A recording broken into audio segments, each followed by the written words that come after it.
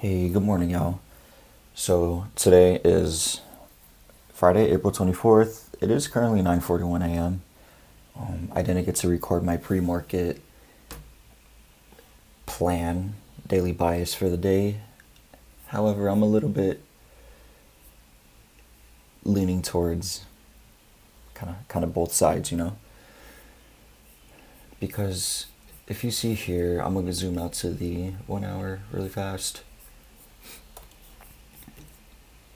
Market is in a bit of a consolidation zone, ranging from like the 7080s to this supply zone that I marked out around 180, 190. Yeah, so right now we're in this consolidation zone. If I have an opportunity to play short, I'm going to target this 1 hour low. However, if an opportunity for a long presents itself, I'm definitely going to long it all the way up to this supply zone. That's where my head is at. Pretty simple. If we have a clear setup, fair value gap, inverse fair value gap, then I'm going to take it.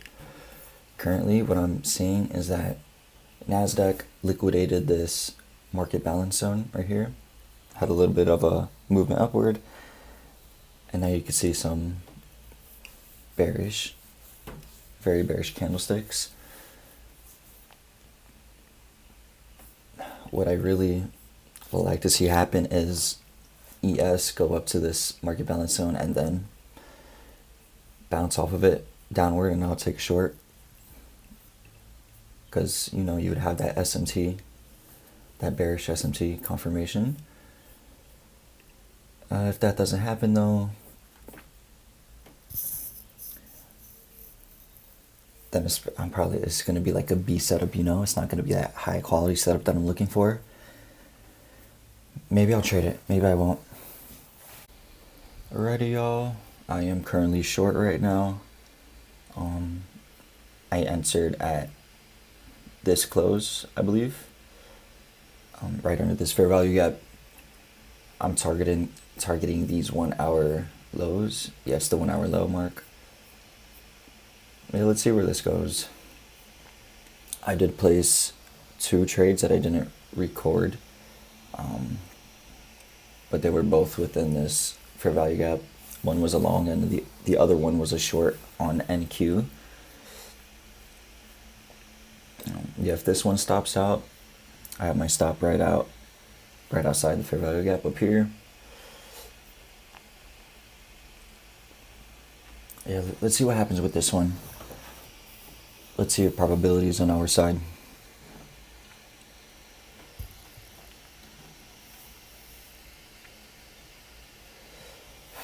I was gonna cut this out, but I'm gonna just let the trade play out. English.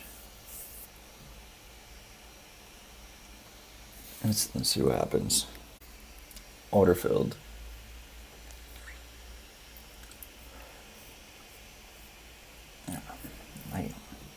Like all these are getting filled, and I'm looking at this, and this is like a fair value gap. Not a fair value gap. This is like consolidation right here. Which it's my golden rule to not trade inside consolidation, which is what I'm doing. I just realized that right now.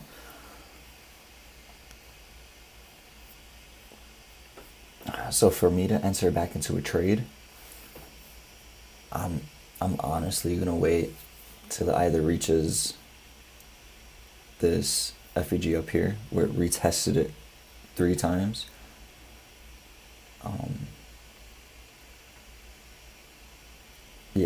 Honestly, that'd probably be my only re-entry point, unless there's a very clear setup down here.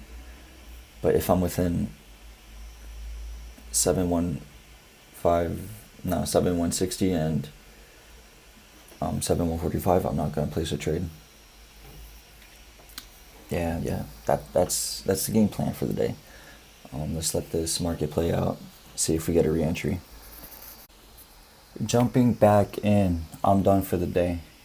This market today is just super noisy. It's just this one massive piece of consolidation that is an environment where I'm going to get stopped no matter where I place a trade. Unless I'm a freaking sniper and place it on the top of this wick right over here. But other than that, I'm done. This is something that I believe is preventable. I'm going to study this market and learn the points in which it consolidates from. I want to be able to avoid this in the future. I want to identify when this sort of market is occurring so I could avoid trading in it. Today, we took a loss, $90.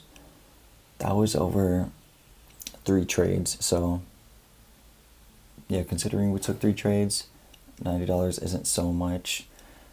Given we are on the micro contracts, it is a little bit of a breather, especially for this account size. Yeah, I'm done. I have my homework cut out for me today. I really want to study this market. I might watch a few videos on how to avoid this in the future. That's what I learned from today. A good learning day. It's not a loss if you learn from it. Yeah, nothing really else to say. Have a good rest of your day. Let's see what next week holds. I'm looking forward to it. I'm going to learn a bunch over this weekend. I feel that my psychology it's up there. However, my technical analysis needs a little bit of an upgrade. So next week, let's see.